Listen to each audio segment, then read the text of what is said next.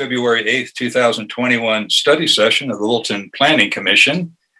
And we have an additional group here. The joint or the Housing Task Force is joining us. They have about 10 or so members. Quite a few of them are here tonight. So welcome. What I'd like to do is do some quick introductions. If you would just give your name and what do you do for your day job or what your expertise is, we can kind of see what kind of group we're dealing with here. I'll start out. We'll go right around the horn. I'm Mark Rudnicki. I'm the chair of the Planning Commission. My field's architecture, and my expertise is I've done housing for 47 years in my business, so housing of all kinds of sorts here, except for high-rise. Kyle, go next. Kyle Henderson. I'm day job. I'm a multifamily real estate developer, and I also serve as chair of the Littleton Housing Authority, also known as South Metro Housing Options, and I'm also on the Housing Task Force. Okay, Pat. Pat Cronenberger, former Littleton Council member of 15 years. I'm a member of the Housing Authority, South Metro House, which is known as South Metro Housing Options, and I'm also a member of the Housing Task Force. Yeah. Eric. I'm Eric Veith. I am an investment sales broker for Jones Lang LaSalle, which is a large commercial real estate company. I'm a member of the Housing Task Force for about a year now. That's it. Jennifer, well, I know we all know who you are. We know what your expertise is. Yeah, wave high. Robin? Okay, Robin Swarzbecker. I'm always in planning or administration. Okay. David? Dave Bold, Planning Board. Otherwise known as the Planning Commission? Planning Commission, yeah. It used to be Planning Board, now it's Planning Commission. Yeah. Thanks for reminding me. Glad to set you straight. Corey? Thanks. Corey Ritz, Executive Director of South Metro Housing Options and member of the Littleton Housing Task Force. Okay. Kelly, you're on mute. Hi, good evening. Sorry, my dogs are going in and out of the house right now. Kelly is run Littleton City Council representing District 4. And I'm also the liaison to South Metro Housing Options, and I participate in the Housing Task Force, and I'm a nurse at Children's Hospital, Colorado. Good. Sherry. Sherry Allman. I'm currently on the Planning Commission. I have a background in housing, community development, county administration, all different areas of county administration. Okay. Kate? Good evening. I'm Kate Hilberg, and I'm the Director of Real Estate Development for Habitat for Humanity of Metro Denver, and I am a member of the Housing Task Force. Okay. Dan? Dan Miller, Planning Commission. Day job is architect at Oz Architecture. Do affordable housing, mixed use, multifamily, for sale, for rent, all the gamut of housing types, among other things. Okay. Reed? I'm Reed Betzing. I'm the city attorney for Littleton. Thank you, Reed. Bibi? Hi, I'm Bibi Kleiman, the CEO of Doctors Care, and we provide health care to low-income, underserved communities in the South Metro area, but we're physically located in Littleton on Littleton Boulevard, next to Pyramid Liquors, if you've never driven past. Doctors Care. Our sign's not big enough. Is this the place to complain? How about that? Just kidding. Yes. Well, beacon of the neighborhood is the liquor store sign next to you. Okay. Jason. Yeah. Jason Reynolds. I'm on the Planning Commission, and I work as a planner for Arapahoe County. Your day job is your night job then. Okay. That's right. Emily? Hi, my dog's begging to go out. I'm Emily. I own my own creative agency here in Littleton. We do video and animation work, and then I'm also a member on the Housing Task Force. It's nice to meet you all.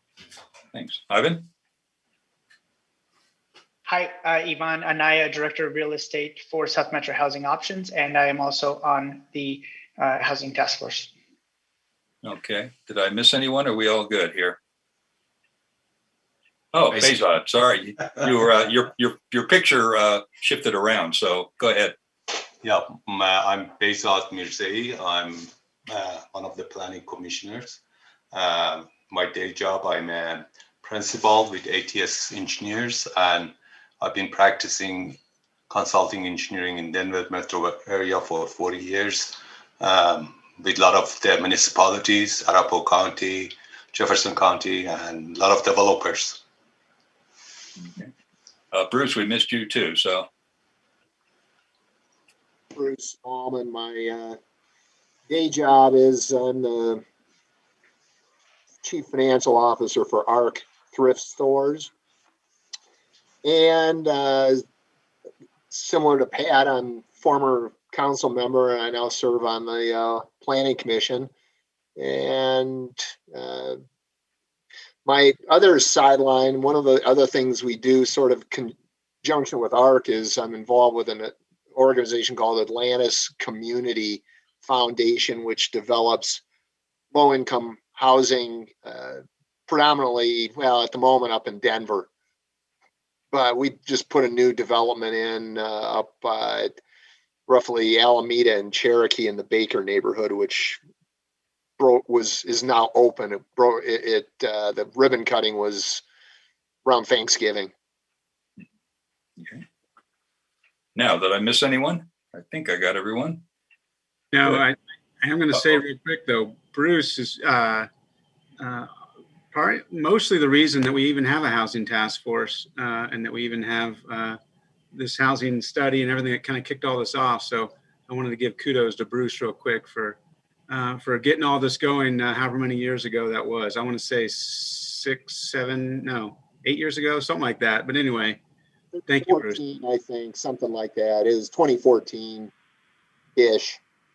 2015. But thank you very much, Kyle. I appreciate that. I'm glad it's taken root. Just your bow tie years, Bruce? I think so. Okay. Yes. Okay. Well, let me introduce the topic officially. It's ID number 21016, which is a housing discussion. I'm just going to give a brief introduction, kind of what we hope to get out of this. If we accomplish all of this in an hour and a half, we'll solve everything that Littleton needs to know, and we can all go our merry ways, right, Kathleen? Okay, and Jennifer? Okay. Well, 4 or 5 items. One, establish a partnership with the Planning Commission and the Littleton Housing Task Force. Also, work through how land use affects housing and vice versa. I want to discuss the areas that are appropriate to increased housing density and amounts in Littleton. To understand current and future demographics of our community, which are quite interesting. That was one of our attachments. To understand I call it the economic realities of housing costs. And lastly, to discuss what types of housing are most needed in our community and where they may occur.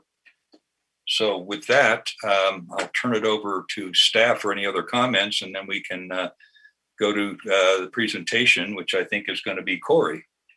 So staff, go ahead. Correct. And Kathleen might jump in here as well.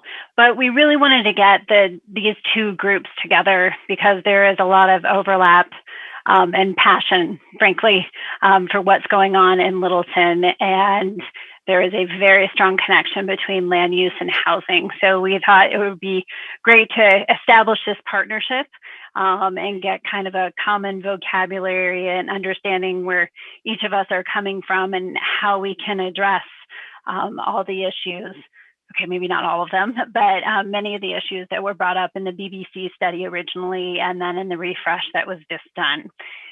So we do have goals of the meeting, which Mark, I believe you just went over those, are the why we are here. So just as we go through this meeting, if we can kind of keep those goals in mind, and we would like to keep this going. We would like to get through our whole agenda and let you guys go by 8:30. That is our goal this evening. So with that, probably Corey, I think you kicking us off on who the housing task force is. And I guess before I turn it over to you, Corey, can I ask the question? We did give you a number of attachments in your packet. I don't know if you all had a chance to read that. But what is of critical importance on the staff communication, we really list out the very specific goals that are directly from our comprehensive plan related to housing. And in us doing the ULUC, we are trying to make a very close tie and a very clear connection of how we have heard what we heard through the Envision process, and how do we make that a reality in our ULUC. So if you did not have a chance to take a look at that, or even the plan summary that we also attach, those are really great, I'll call them Cliff Note versions of what we went through for 2 years with our comprehensive plan. So definitely be versed in those, and the more you can have conversations that tie those goals with what we're doing with the ULUC, I think the stronger those connections and what we're trying to share with the community will be. So Kathleen, do you have anything else to add before we kick off here? Just a couple of thoughts. I think all of you are very aware that this is some of the most important work a city can do in really framing up a regulatory framework, repeat that, but a regulatory framework that really delivers on, again, the comprehensive plan was a multi-year conversation with the community. Every single one of those goals that's outlined in the 8 sections of the comprehensive plan was sort of a gift and the generosity from the community saying, this is what we're working towards for the next 20 years. And then the policy direction, for those of you that have followed this process very closely, those policies were directly from council. Like they went through with a fine-tooth comb. I think I even read them all aloud. And they, refined them and worked through those. So that policy direction is very solid from council as well. So now this is the #1 priority, in spite of COVID trying to really kind of get us down in terms of the very aggressive project schedule. We are on schedule to have council consider a unified land use code in October of this year. And it is an ambitious schedule, but we can only get there because we have great partners like both the Planning Commission and the Housing Task Force. So it's a wonderful opportunity tonight to bring these 2 groups together and have a discussion about where we think there are opportunities to create a regulatory framework that, again, delivers on those goals from the community and delivers on that policy direction from council. So I'll turn it over to Corey and he'll get us started. I think that the Housing Task Force is something that you guys have followed very closely, and he'll just kind of give a brief overview of this iteration of the task force and the work that they've been able to pull off, again, in spite of a pandemic. So Corey. Right, thank you. Corey, can I just add one more thing? Sorry. Sure. Just how we're going to run this meeting. If you have a burning question you need to ask Corey or staff during their presentation, feel free to go in and ask, but keep it limited. After the general presentation, then we can get into a freewheeling discussion about any issue you want. We'll go right down the line and have everybody have a chance to speak. So Corey, once in a while you might be interrupted if somebody can just not hold back and ask you a question during the presentation. And Mark, if it helps, Jen and I are happy to keep an eye on the screen if you want to use that raise your hand feature at the bottom toolbar, then we'll try and help manage that. Yeah, okay. Yeah, it's under participants, and you bring that up, and you can raise your hand. So with this many people, we might want to do that. Okay, Corey, go ahead. Sorry. All right, thank you. I just want to take a few minutes to give an overview of what the Housing Task Force is about.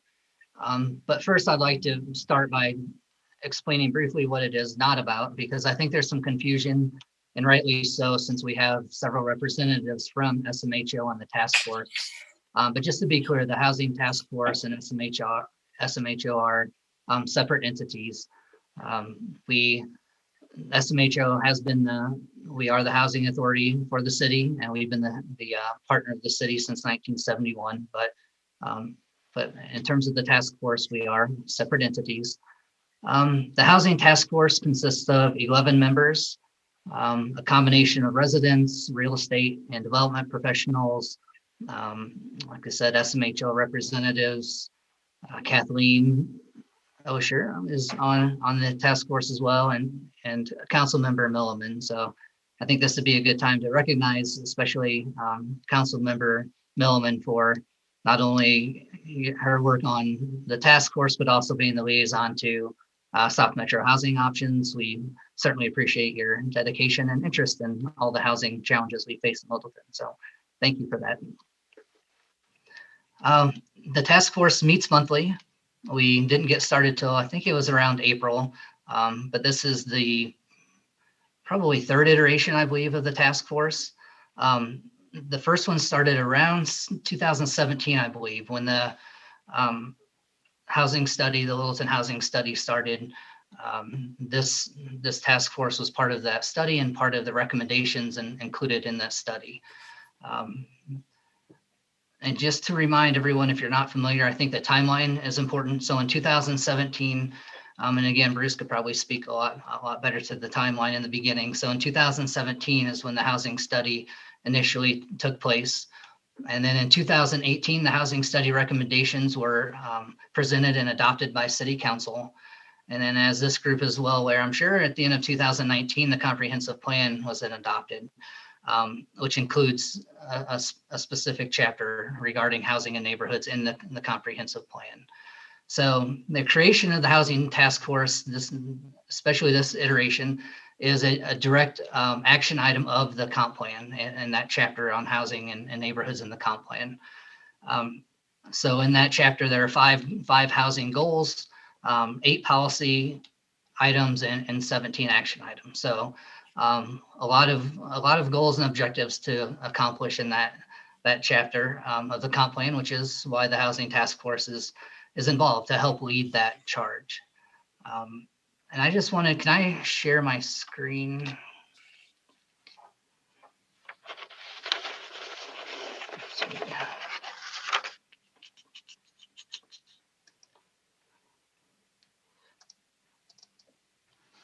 All right. So I just wanted to, certainly not going to go through the chapter in the comp plan, but I did want to point out a couple of the goals and policies. So I think it's a really good overview of what our group is working on. So goal number 1 found in the comp plan is a quantity and diversity of housing options that makes living in Littleton attainable for a wide range of age groups and income levels. And policy number 1 is to encourage an array of residential options within the city through new development, redevelopment, and maintenance of existing housing stock to respond to the need for varied housing types, sizes, and price points that are attainable for prospective owners and renters at all levels of income. And I think a really important thing to point out, especially as we head into our conversation tonight, and why it's bolded, is that we're talking about a wide range of age groups and income levels, and a varied housing type and price points. So I think it's important when people, especially since SMHO is involved in the task force, when this isn't all about low-income housing. This is about housing for a very large spectrum of folks. Again, doesn't matter age or income. There are so many housing needs in Littleton that we're trying to figure out all those needs for all those different groups of people, not just a certain type. So that's all I have for my overview. Any questions about the task force in general? Anything anyone would like to add from the task force?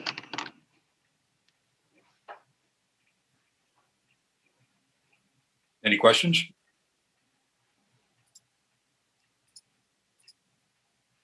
I don't see anybody's hand up, so go ahead and continue, Corey. That's all for me for now. Short and sweet. Okay. Yeah, we have plenty to discuss, I figure. Okay. Staff, you want to add anything, or are we just, we got free for all here coming up? So I think, Kathleen, from being a staff member on the task force, is there anything that you would see of what you guys have been doing that would be useful for Planning Commission to know? Well, I think those task forces spent some time last week preparing for this meeting. So I think we're probably, with our time, better served to kind of jump in and start with some of those questions. I know part of the starting point and premise for the housing study work has been just those sort of changing demographics. I don't know if there's a discussion point there. I think we're all aware of the changes that we see sort of on the horizon, but I do think that it's an important point to remember that that's part of the challenge and the opportunity as we think about housing and what the needs for the city are going to be.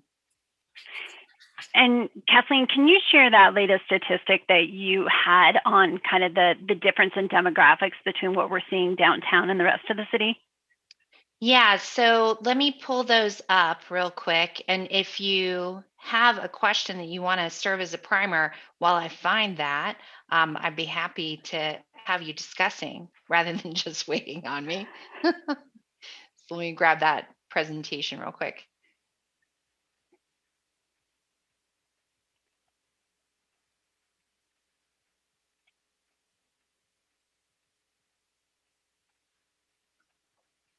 And I would say, if I can ask a question to the task force, as kind of representatives across the board in our community with Habitat and SMHO and on the residential development side, what are you hearing out there as to what's missing, what's needed in Littleton from a housing perspective?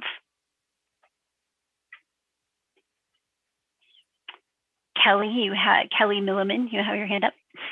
I will tell you, I talked to Maureen Shannon recently with North Littleton Promise, and she shared with me, obviously her concerns with the lack of affordable housing for families, specifically families that are trying to move into Littleton for our public school system so their kids can attend our public schools. And those families can't afford to live in Littleton, and so they're not coming to Littleton. And now LPS has seen a decrease in enrollment numbers.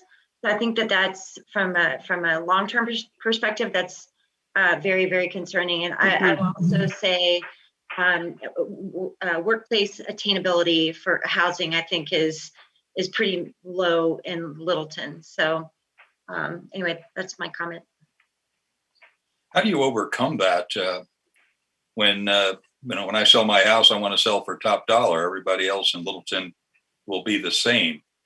So I'm not going to say, gee, I'll sell for half price because a new family wants to move into Aberdeen Village. How do you respond to that kind of thought? I'll jump in here because I had also, and this will be a roundabout way of responding to your question, Mark. Yeah.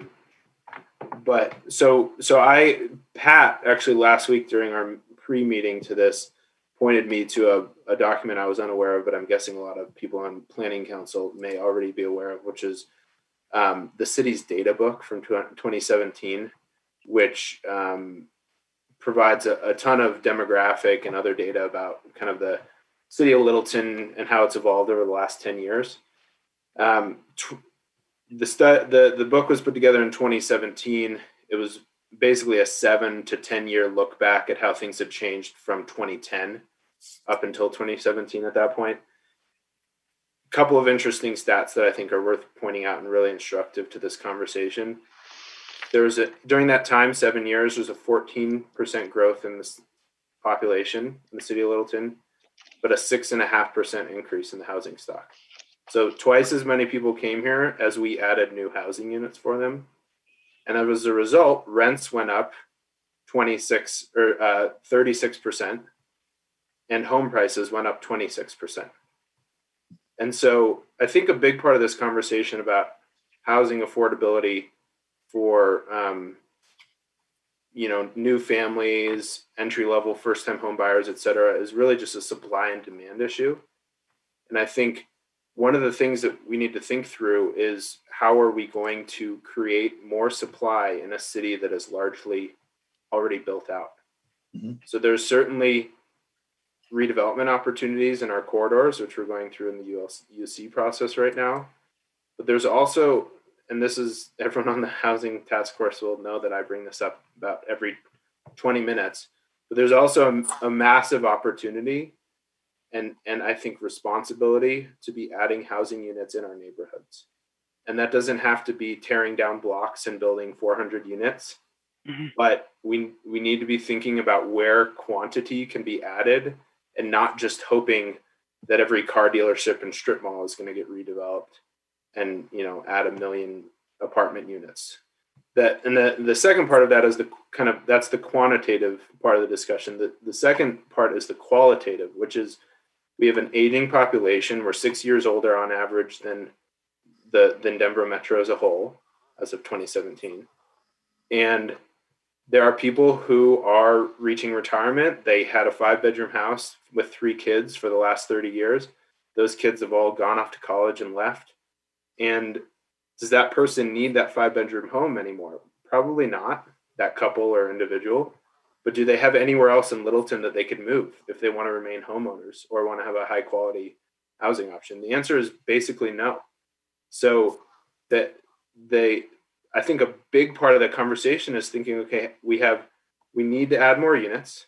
We can't do it all in the corridors. One of the things that the Dr. Cog did a study they presented to us last summer.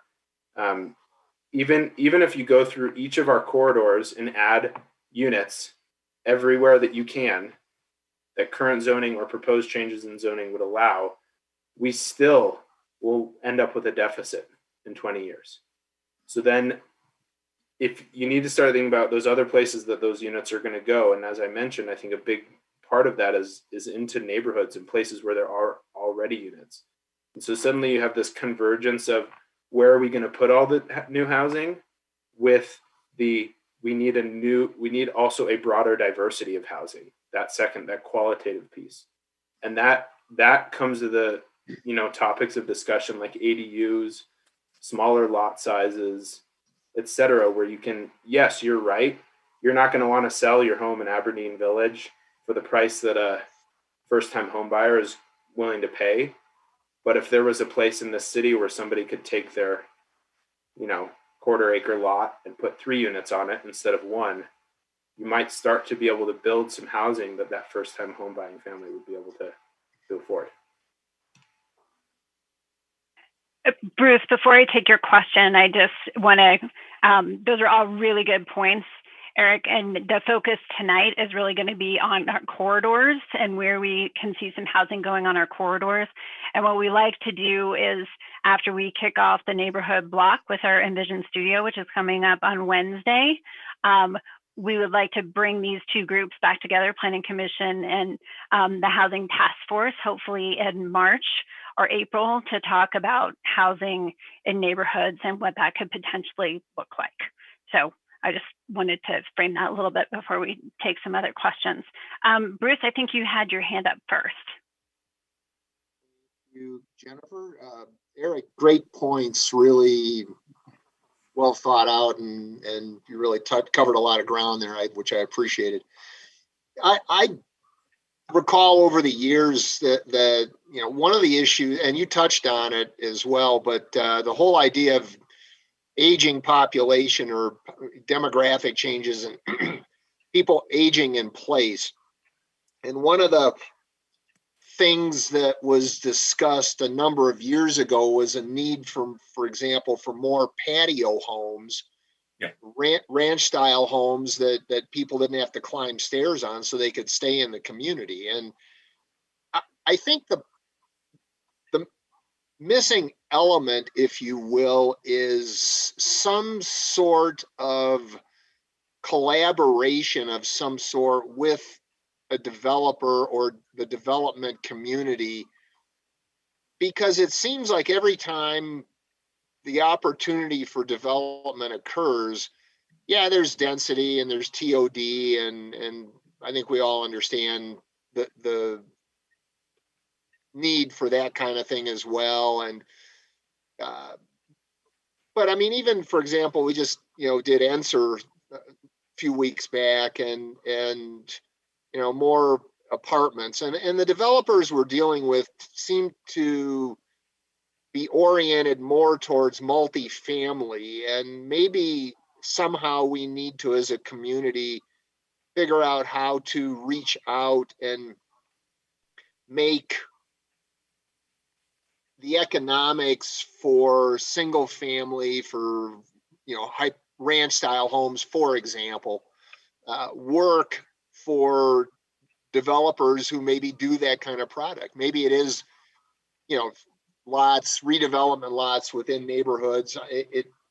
I'm guessing it's probably not corridor oriented, so it's not something we necessarily need to go deep on tonight. But I just know that topic has been floating around for a long time, and there's not been any overt resolution to it that I've ever heard. That's it. Bruce, good points on that. And I might I'll let you get queued up a little bit, Kyle, but I know when we were doing the Littleton Leadership Academy, you gave a great presentation on the economics of housing. So I'll take David Bolt's question, and then if you want to add to that, Kyle, I think that would be beneficial. But David? Yeah, I just have a point. I guess Eric made a lot of good points. Basically different housing types that we need, and in order to add stock to a city that is completely built out. And ADUs are certainly a consideration. Redevelopments, I think a lot of people don't want to see historic houses or older houses that are some consider historic, I guess, being torn down, and a la Cherry Creek building 5 townhomes, but there aren't a lot of options there. My point is, though, that in the corridors where there's retail, I don't think anyone in the city, or at least the council, would probably say that no one hopes that retail is redeveloped as multifamily, because as that happens, we're going to lose sales tax revenue, and where are we going to make up that revenue as well? So that's a consideration as well. It's one we've talked a lot about on the Housing Task Force, usually nudged by Kathleen. But I think one interesting point, and certainly not the topic of tonight's conversation, is the fact that I actually, during our last meeting, I brought up a very specific example. If you take the Vita development that's across the train tracks from the light rail station, and you look at its tax assessment, on a per acre basis, it's 9 times more than like McDonald Volkswagen on Broadway, I believe it was. So if you replace, and our tax structure is not set up this way in the city, but if you replace a McDonald's Volkswagen with a large multifamily development, there are ways to make those numbers work for the city. So I don't think that we necessarily need to think of housing as an automatic adversary of municipal solvency. I understand the ways that it works against that in today's paradigm, and that's certainly something to be considered. But when you're increasing your property tax base by 9 times, if you could make it work in your city so that was there was revenue being captured from that, as opposed to just revenue being lost, that would be a way to align incentives. Eric, that's good, but that requires a lot of planning and a like you said, a shift from where we're at today, which Totally. I don't oppose necessarily. We just have to. And that's part of start this working on it. conversation too. So thanks. That was all great. Pat, I think you were Well, next, and then Sherry. I just wanted to add to David's point about the retail. And since we're talking about the corridors, we know, and I know you guys know on the Planning Commission, that there are 10, 11, 12 practically defunct shopping centers in the city of Littleton. I like to say that they produce a lot of greenhouse gas emissions, but not a lot of retail sales tax. And even though it's characterized in the zoning code as commercial and retail, it isn't doing a whole lot of that. And it hasn't for years. So that train has sort of left the station. And how do we look at those pretty substantial parcels of land in our community and think of how they redevelop? Well, I mean, we at the Housing Task Force would argue that these are prime candidates for some pretty extensive housing redevelopment. Kendrick Keast has shown some examples in their studios with these shopping centers redeveloping with some significant multifamily housing, a range of housing.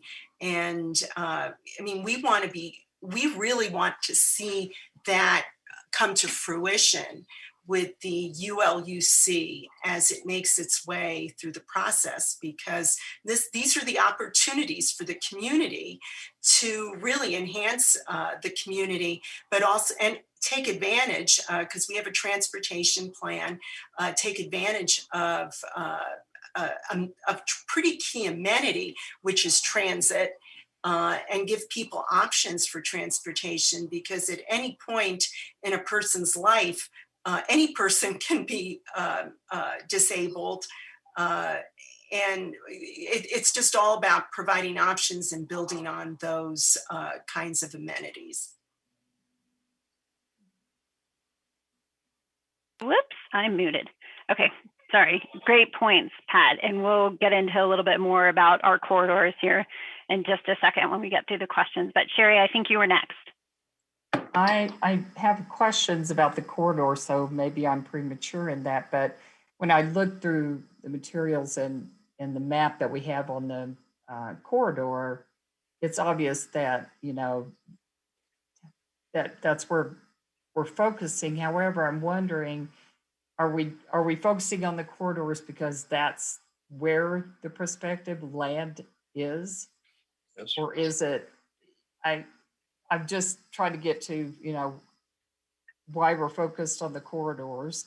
If you could explain that, I'm not questioning it. Yeah, so the biggest reason we're focusing on the corridors is that is the building block that we're in with the ULUC right now, is a focus on corridors and talking about what we want our corridors to look like. So that's why we thought that having this meeting now and focusing on the corridors made sense as to where we were in building our ULUC. So that is a big reason. But when it comes to, if I can say, the biggest bang for our buck, it is along the corridors, if you're talking about density. Did that answer your question, Jerry? Yes, it did. Thank you. I think Eric will come back to you, but Mark had his hand up, and then David, and then we'll do Eric. And it looks like Yvonne has his hand up too. Let me give you a dose of neighborhood reality here. In my 19 years, I've seen countless times where a developer would come into a small piece of land within the 90% of anything within the center of the city. 90% of the city is residential, R1, R2, R3, the there's some A district, et cetera. They come in and try to put in more housing or increase the density, and there is a hell of a pushback. So other than perhaps putting in maybe occasionally a patio cluster, home cluster that Bruce mentioned, or perhaps ADUs down the road, good luck trying to increase density in the neighborhoods with that 90% within the corridors. But we have a lot of areas that I looked at the corridor, the mixed use block areas. We've got ends are north, ends are south. We've got Mineral Light Rail that the west end of light rail station that's not paved is right for residential. Aspen Grove is going to have a residential occasion sooner or later. Mark, I actually am sharing the map of kind of our existing, and I think you're referring to the future, correct? Future one? I'm looking at this map. If you could bring that up. Yeah, hang on, and I will increase it. Just rattling them off. There's Columbine Square that's sits forlornly up in the northwest corner. Woodlawn, small patches on the north side of Littleton Boulevard.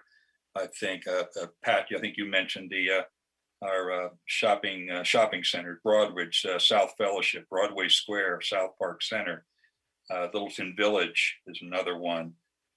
There's for some reason the mobile home parks are not included in perhaps mixed use, but that's another potential down the road. So there's considerable amount of space. Obviously, the largest pieces of land for larger developments and redevelopments are along our corridors, not within the neighborhoods. That's it for me right now.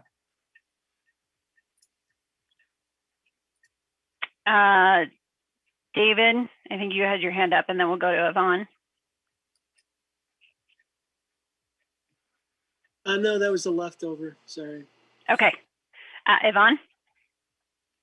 Thank you. Yep, I did just want to respond briefly to David's comments about, I think, retail sales tax. And, Eric brought up Vita. So Vita is a good example of a mixed-use development that actually brought retail sales tax where there wasn't any previously. And so prior to Vita, I think it was a couple of office buildings. And once that was built, aside from the property tax, aside from the property taxes that were generated, nine times more than as Eric mentioned, a Starbucks or something along those lines. There also are retail taxes that are being generated from that property. And so to respond to the comment in regard to retail sales tax, I think that a lot of the properties along the corridors could be redeveloped and essentially be redeveloped into mixed use developments that would still generate retail sales tax as well as a greater amount of property tax. Kathleen, can I tap you for a second to kind of talk about what the city gets from property tax or REIT, either one of you, and what our dependence on retail sales tax is? Right, like who wants to tell the sobering news, right? Like, council and Kelly's on our call too. I mean, so council's embarked on this conversation and understanding of our need for diversity of revenue. We've done an analysis of peer cities and learned some pretty poignant things. We are the most reliant on sales tax of any of our peer cities. And we have the lowest property taxes of any of our peer cities. So the city currently receives 2 mills. The example that was used on council's meeting last Tuesday was if your property were at a $500,000 value, I believe the amount of property tax that you would pay would be $70. 70. So, it's the property tax was reduced as part of the fire inclusion vote and reduced to 2 mills. So it is something that is very much a part of council's conversation on many levels of what options are out there. And we've done that peer analysis for them to really understand what our peer cities are doing in terms of how they're diversifying their revenue and where those options are. Kelly, would you like to add anything that you and your colleagues are kind of thinking through on that front? No, it was a very sobering conversation last week. not to laugh because maybe that's the only way to get through this, but I thought it was also very interesting that I think this is correct, that we also have the second highest rental rates within our peer cities. Is that right? I think we're right behind Parker. Yeah. So interestingly, yes, we've seen pretty healthy and high rental rates for multifamily, but we have some of the lowest rates in terms of our commercial leasing rates.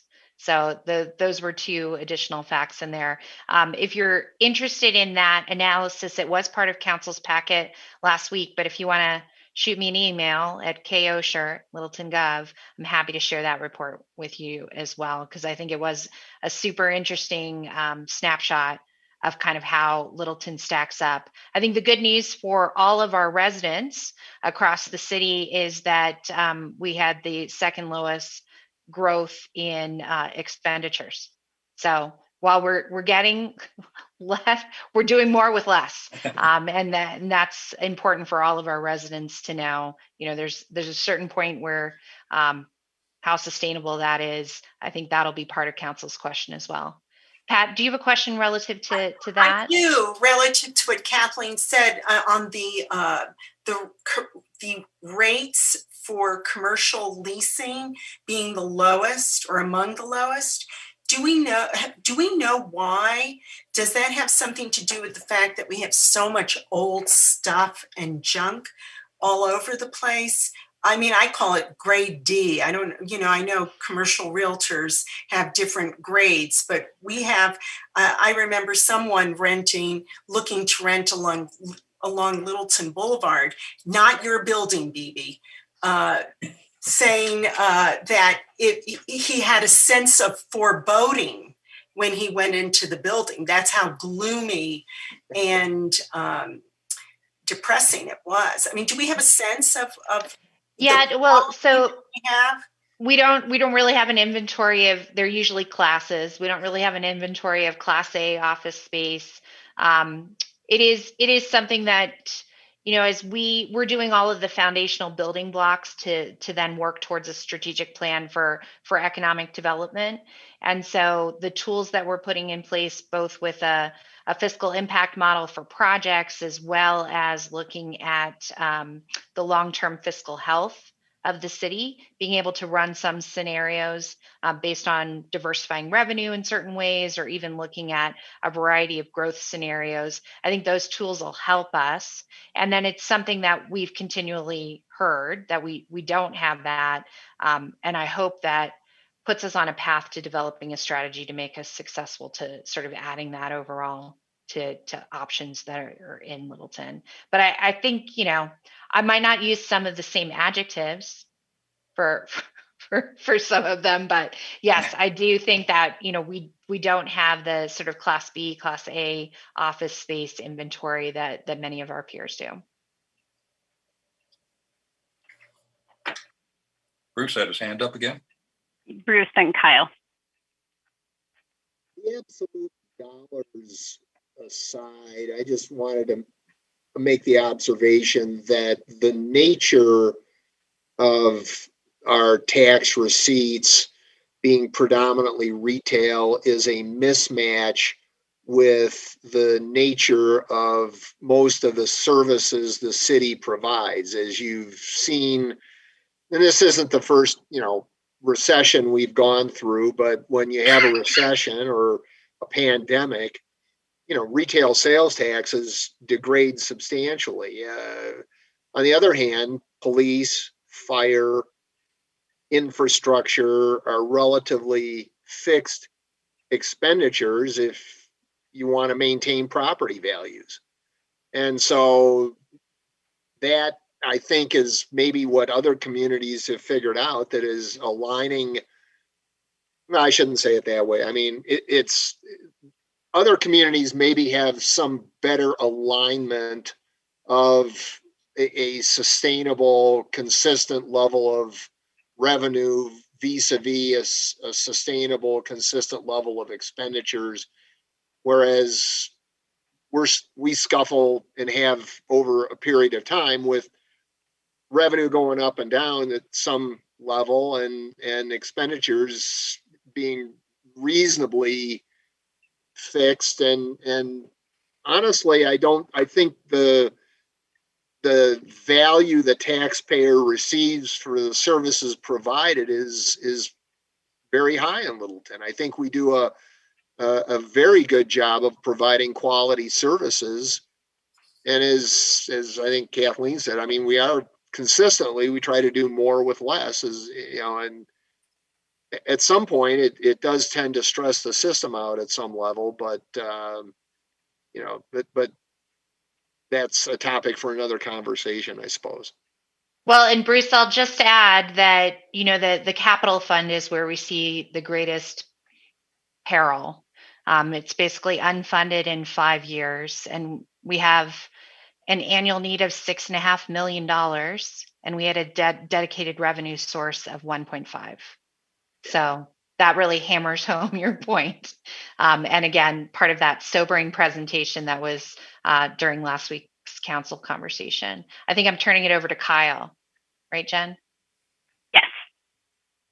So as a household that seems to make a lot of online purchases these days, I'm curious how good has Littleton been at being able to collect those dollars, and are we seeing an uptick in that? Because that is, I mean, we have two things going on. We have an evolution of retail, right, which is the Amazon effect that we all talk about, right, and we're all aware of. So that seems like an area that we need to figure out how do we grab that revenue that we've lost, potentially losing. I'm assuming that came up as part of this. Yes, and the city's gotten better and better at that. Some of the changes statewide. I mean, our finance director could wax poetic on how some of those things evolved. I think Reed would like to weigh in as well. I'll turn it over to you, Reed. Yeah, and just I guess speak to the question. So, your family sounds a lot like my family. I think Amazon has like a hot route. They're setting up their own kind of warehouse down the street for the amount of stuff that we seem to purchase there. Amazon's been self-remitting sales tax for quite some time, just to use Amazon as an example of one of those retailers. Towards the end of 2020, whenever that was, I guess that was a few months ago, the city is partnering with the state. We've never had kind of a centralized portal for retailers to remit their sales tax to, and that's because every other city has a different tax rate, so it's been really hard to administer. So we have that figured out, I think, and we have a system. I would say there's an uptick, but we can't quantify exactly what that is just yet, but probably not as much as our finance director would like. Well, and that's going to be the key, right? But as that evolves, but the other thing that's happening, I think it's interesting that Parker is a city that is a peer city, because Parker isn't landlocked like we are. I mean, Parker is still in its infancy of greenfield development, and they've got, I don't know, probably at least 50 years of runway ahead of them easily of greenfield development that's going on. So if they can find water. Oh yeah, but that's everybody in the Front Range. Details. I mean, and it keeps coming back to, honestly, I mean, Eric kind of nailed it at the beginning, which is we have a supply and demand problem, which is Colorado, in general, Denver, the Front Range. This is where people want to move. This is where people are moving. But we continually make it harder and more difficult to add supply. So our supply every year keeps falling behind the demand. And so in terms of, Mark, your question, why are the prices keep going up? That's it. I mean, it's really that simple. And so if we can figure out a way to help alleviate that with adding some supply, that's going to be a key component, I think. Or that's how we've looked at it anyway, as a housing task force. And then, and I think Eric kind of hit on it as well, which is to say, and I think, Mark, you kind of nailed it too, which is, the neighborhoods are pretty much baked, I mean, they are what they are. You might be able to do some ADUs, you might be able to do some stuff here and there, but for the most part, they're they are what they are.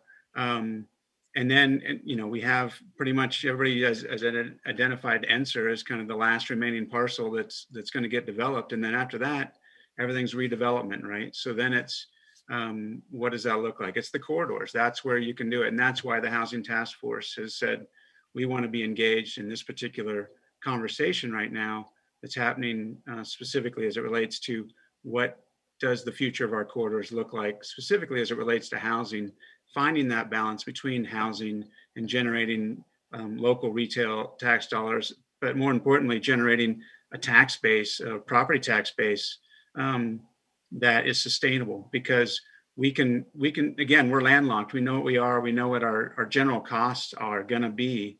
And so now we have to build basically a tax structure around that can match that and that can fit that. And so that's where we see an opportunity to both meet the needs of the housing demands that are being pushed on our community, as well as helping us to be financially solvent moving forward and thinking through that. And so, again, supply and demand, I'll hit it the kind of last point, which is, I'm a developer, so this is the developer talking too. So I'm willing to frame it as such, right? But the harder you make development, the more expensive it is. And the more clear you can be that, hey, we want this, we want X, Y, Z on this parcel, then everybody is clear on this is what it should be, this is what it can be, and that's how it ends up getting developed. And we think, housing density along the corridors makes a whole lot of financial sense from a health standpoint and from a housing standpoint. So, that's really the end goal that we're trying to help have a conversation around, why we think that is beneficial long term for the city of Littleton. Thank you, Kyle. I think it was Mark and then Behzad. Okay. Whenever I'm confronted with a rezoning or a PD amendment, I always go back to the existing zoning code and what is allowed as a current use. Along the corridors, we have a lot of B1, B2, B3, which currently allows for mixed development, half residential, half commercial. No height limits. A lot of these areas are either 2-to-1 floor area ratio or 1-to-1 floor area ratio. So right now, without any change whatsoever, a lot of what we're talking about could be done now. So why not? Why isn't it happening right now? So look at the zoning, and you see the various areas along Santa Fe, especially Broadway, aging shopping centers can accommodate a lot more residential. I also just want to bring up a dose of economic reality here. As I read through the document, I see that word affordability happening again and again. In my business, I have a family wanting 2,700 square feet, lots of amenities, and they want it all for $150 a square foot. Well, good luck. That number hasn't been used in 15, 20 years. The cost of land, the cost of labor, the cost of materials, permits. Permits used to be an incidental cost. Now it's a major cost.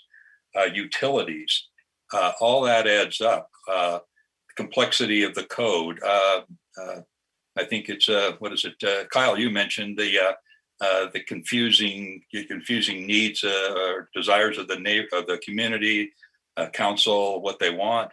All tends to make things more expensive. So affordability is tough unless you have a mass infusion of other OPM, other people's money, or federal funds or local funds. And I don't see Littleton and excessive funds being two words that are used together. We don't have a lot of money. So where does it come from? And how do you create affordable housing when things are so expensive and every day getting more expensive? And I apologize. So, Behzad, if you can hold for a second, Eric had his hand up first, and then we'll jump to Behzad. No problem. Thanks. A couple of miscellaneous points just to make in response to other things that have been said. I've been jotting notes down. I think most importantly, Mark, to your point a few minutes ago, that we're not going to get a lot of this, a high percent of this housing in the neighborhoods. I totally agree. Okay. I think the key thing to focus on, though, well, I'll make 2 points. One is that makes this conversation about the corridors all the more urgent.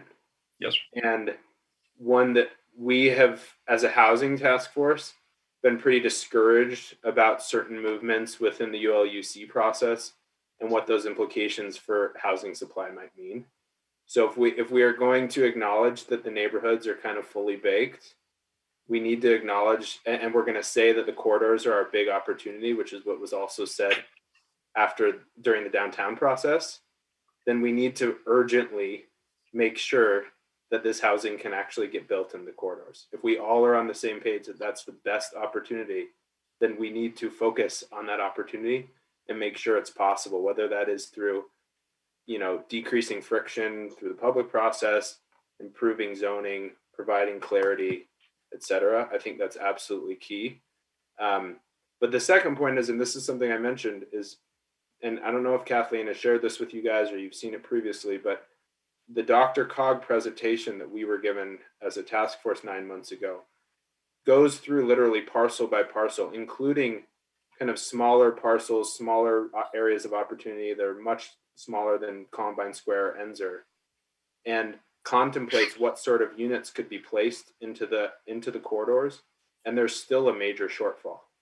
So I know it's a really unpleasant conversation. I've lived in Littleton my entire life, and I know how reticent people here can be towards density and development and changes and all the things that we love. We don't want to see them go away. But to talk about a dose of economic reality, there's the dose of housing reality that even if we can manage to make it easy to build housing within the corridors, we are still not going to have enough housing. And that's just an urgent question that needs to be addressed.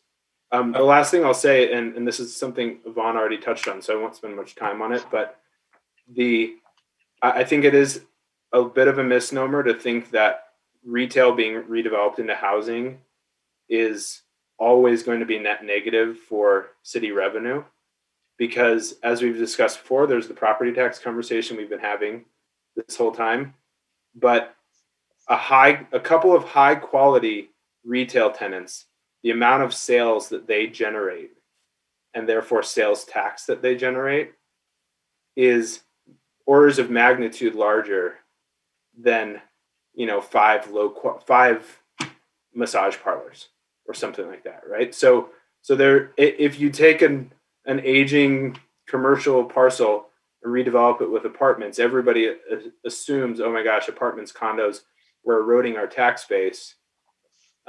There's a massive opportunity to preserve a lot of that tax base and increase it by increasing the number of customers, by increasing the quality of sales, et cetera, and starting to achieve some economies of scale that we don't currently have. I've got to jump in and maybe have a firm grasp of the obvious here, but in the staff communication, the summary, it says could anticipate approximately 15,000 new residents, which should necessitate an additional 6,500 housing units by the year 240. Well, it's not written in stone that we have to have that. The sun will come up tomorrow if we only have 3,000 additional housing units. There's nothing says that we have to have that many. So if it happens, it happens. If it doesn't, we can't afford it. It won't happen. Or if the citizens are against it, or we're looking for some kind of compromise, that number is, again, there's that word could that I have circled in the staff summary. Right.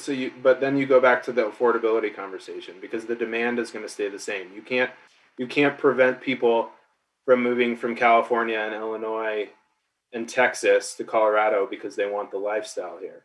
So if those people are moving here, some of them are going to want to live in Littleton, and those ones who are going to want to live in Littleton, if they don't have 6,500 units here to greet them, they only have 3,000, they're going to bid up the price of your neighbor's home They're going to Yes. they're going to bid up the rents at the apartment communities that we do have. So or they head out the deer trail or something. Right. So we could say it's not our problem. I guess that's one way to answer it. But certainly if you can't have your cake and eat it too. There's going to be one problem or there's going to be the other. I'm not underestimating there's not a problem, but I don't see that number as written in stone. Hell, we could maybe get more than that. We could also have less. That also is what the citizens of Littleton want, which is made very clear in our comprehensive plan. Yvonne, you have your hand up. I think Bazad is next. And then I'd like to kind of refocus on our corridors and where we are thinking would be some good places. Thank you. I think the conversation is pretty interesting. Just from my observation, and I have done projects both nationally and internationally. I worked in Denmark, I worked in Scotland, and I have seen their approaches to affordable housing. I think in Littleton, one of the biggest issues is the land. The land is limited. Believe it or not, or procedures and protocol for approving development is very difficult. I have practiced in the state of Colorado for 40 years, and I'm licensed in 25 states and 2 international community. I haven't seen as much difficulty as getting permitted for development anywhere except Littleton. So let's be honest, we can kid ourselves and say we need affordable housing, but then basically ask people of Littleton what they want. And then they say, oh, we want affordable housing, but we want the height of the building to be limited, the character of the city preserved. We don't want the garage to be like this. We don't want the fence to be like that.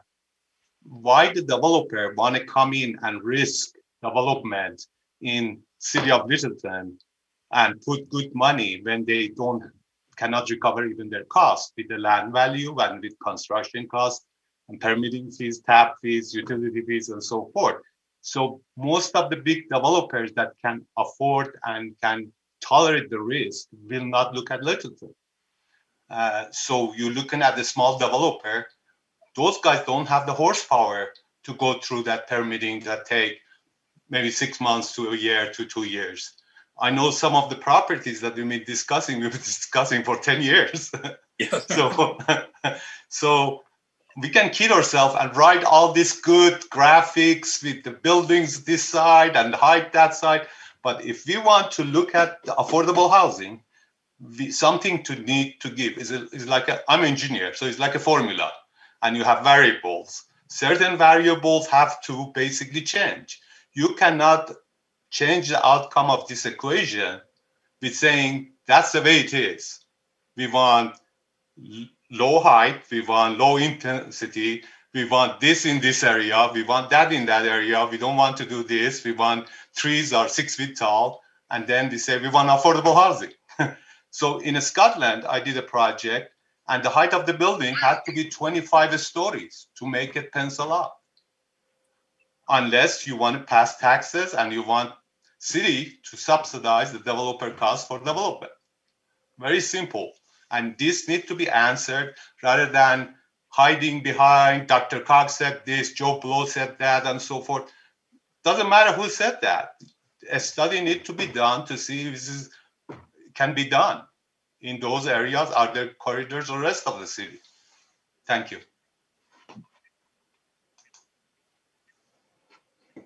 And Jason, did you have your hand up?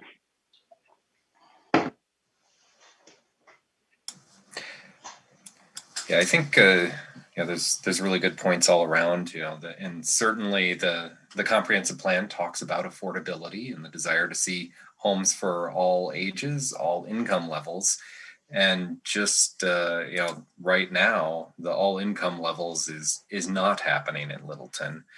One of the notes in the study talks about the need for starter homes and family homes priced near or below $300,000. I just did a quick look through new homes in the Front Range. The closest you can get is Oakwood Homes outside of Colorado Springs in the low 330s.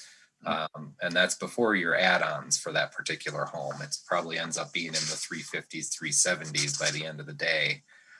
On the point about the population growth, I think that the Front Range region is growing as a whole, and some of that is how are we as a community going to accommodate that growth? To Chair Rudnicki's point about, well, maybe they can just go somewhere else. I'm not sure I want them going to somewhere else, say Sterling Ranch, and just driving through on Highway 85 and not providing benefit to the city. You're just adding to all of the vehicle miles traveled at that point, and they're not necessarily shopping here. So if we can accommodate housing and affordability in the corridors, and yes, even in the neighborhoods, ADUs are something we should take a look at. My street, which developed in the 50s, originally started with a lot of duplexes. You'd have an apartment in the basement and the family would live upstairs. Those are perhaps options we should be looking at in the ULUC. Thanks. Okay, I think Emily and then Pat. Oh, hi. I just wanted to say I hear a lot of a good discussion about, people wanting to come from California and all these other places. But I think my concern and the reason that I've wanted to join the Housing Task Force is not necessarily like, I'm not only thinking 20 years down the road, I'm thinking right now. I've got my mom who lives in the Combine Valley, who lives in a giant house and needs to downsize and can't go anywhere. I'm thinking of her neighbors who live in the Polo Reserve or those giant houses. They're approaching their 70s and they don't want to leave Littleton and they can't find a place to go. I'm talking about myself as a business owner, my friends who live down the street who are looking to buy their first place and want to start a family. So I'm not just thinking 20 years, I'm thinking right now. And so this discussion of the corridors, I know it's complicated. I know that like the retail sales discussion alone is crazy complex, but I want to bring a little urgency and a little bit of like personal connection here. This is absolutely critical that we don't just give up because it's hard and because it's complicated, but that we find ways around it and we do it right now. So I want to thank y'all for your time. And I know that this is not necessarily contributing to some ideas that we have for the future, but I want to remind us of the very urgent connection to real people living in Littleton right now who are desperate for these solutions. That's all. Matt?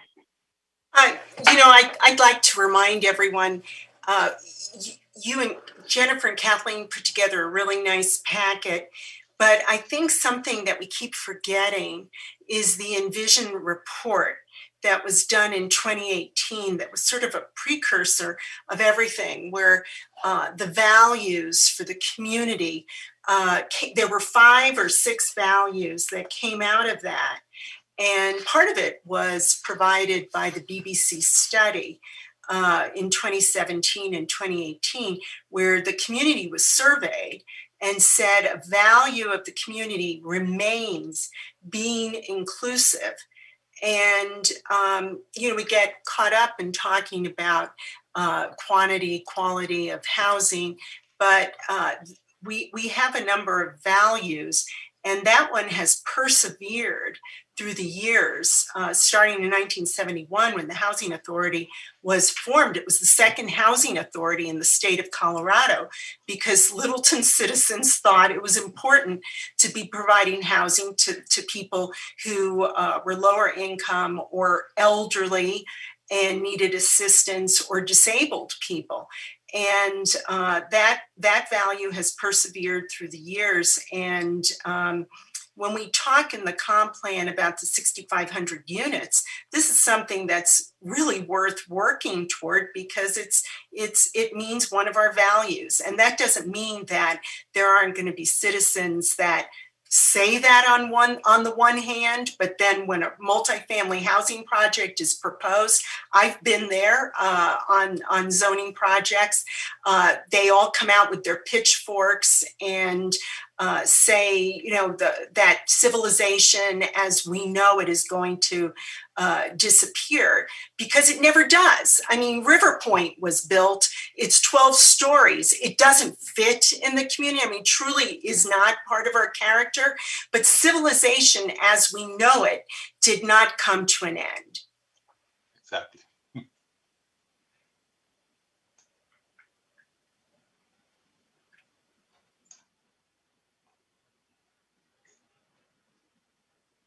Dead silence. Anyone else?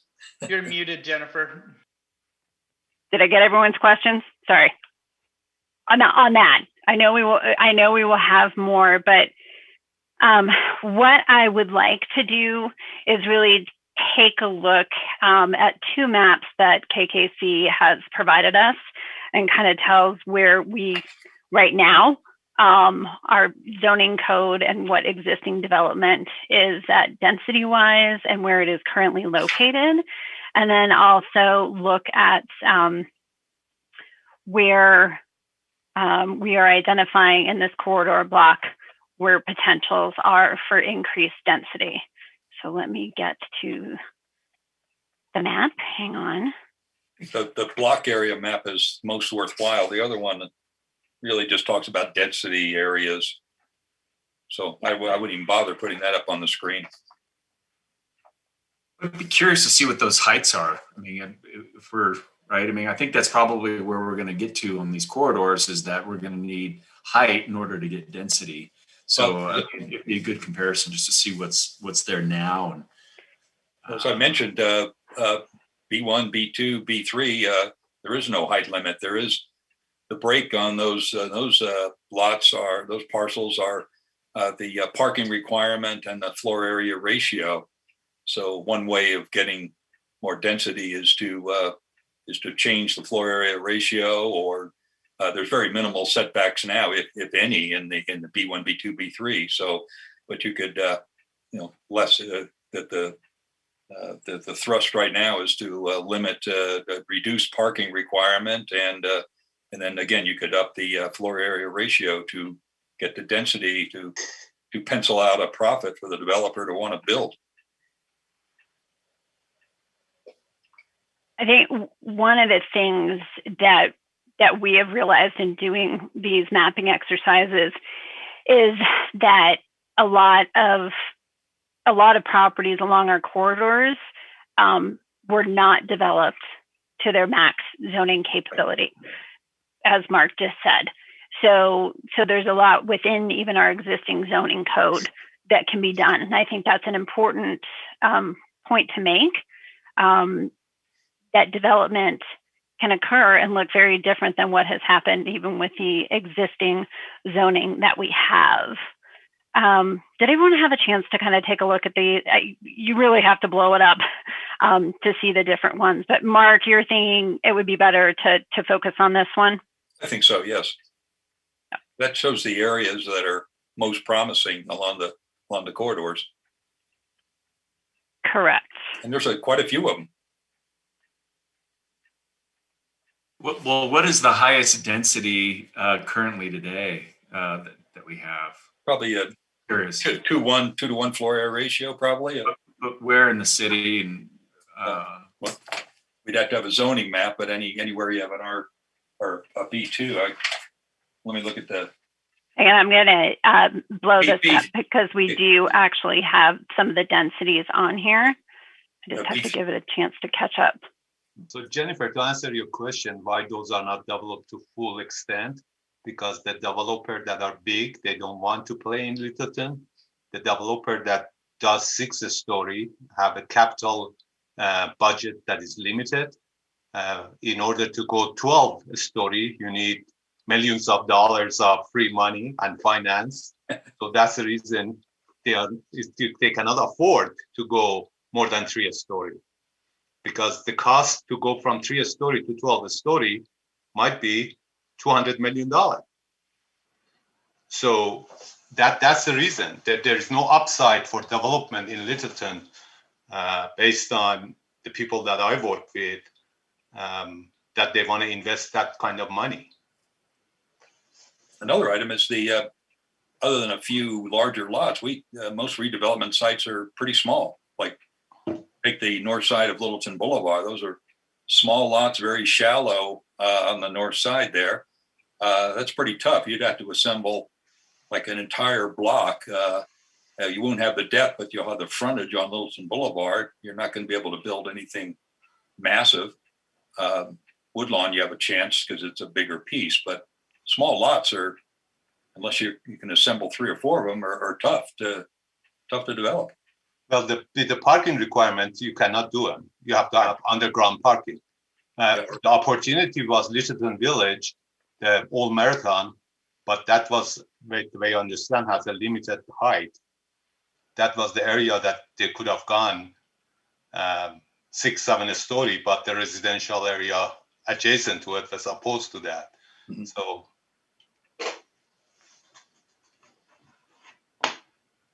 Kathleen, Jennifer, you want to talk about the plan here a little bit more? So in terms of what we're showing here with the dark blue are the areas that could accommodate higher density, higher height, and start to address the housing issues that we have going on. Behzad made very good points, and I think Kyle had alluded to that as well, with the economics of construction and what we're seeing. The other thing that we have heard from developers is that they're looking for a predictable process. And I can tell you in terms of what we're doing in the ULUC is creating that predictable process, and a process that isn't going to be as volatile in terms of the public process. So those are things that we are looking at. I think what I would like to hear from these two groups is, and we had started this conversation in terms of the types, and I think also where, and looking along the corridors, where do we think is a good place, and for the type of housing. I do have some housing types that were introduced in the downtown building block, and I'd be happy to share those again. So we're, again, acquainted with some of the building types that we're introducing through the ULUC. But I guess I want to hear from the Housing Task Force. I think one of the comments that I heard is you feel like what we're, in terms of the ULUC so far, we're not going far enough. And I guess I would like to hear what do you mean by that?